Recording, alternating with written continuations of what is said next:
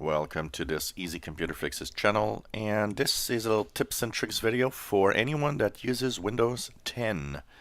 If you need to read PDF documents or portable document file documents, you don't need Adobe Reader. You don't need any extra software in Windows 10. The PDF reader by default is Microsoft Edge browser.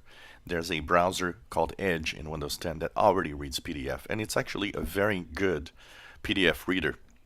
That means if you go to a web page where there's a PDF file, you don't need to actually download anything.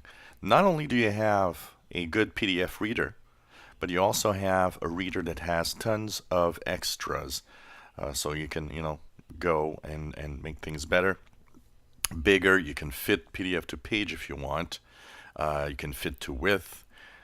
You have style of view as page view if you want, which makes it a little more like a book. You can read aloud if you want by clicking read aloud. And of course, 7 Habits of Highly Effective People, brought to you by Flyhard. The 7 Habits of Highly... So you can change voice, you can change the speed. You can add notes, which is very cool also. So if you need to, circle something, you need to underline something, you can actually save it like that and send it to a friend, share it. It's pretty cool also that you can do that. You can, of course, print it. You can save it to your PC if it's on the web.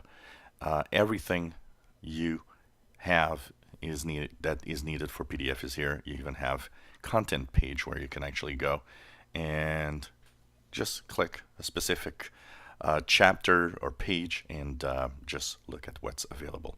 It's an amazing PDF reader. It's actually better, and you know what? It means you don't have to install that big bloated Adobe Reader PDF, which is kind of horrendous, honestly, and it's been pretty bad for a long time. So it's kind of cool to know that by default in Windows 10, you already have a PDF reader. If you enjoy my videos, please subscribe, give us a thumbs up. Thank you for watching.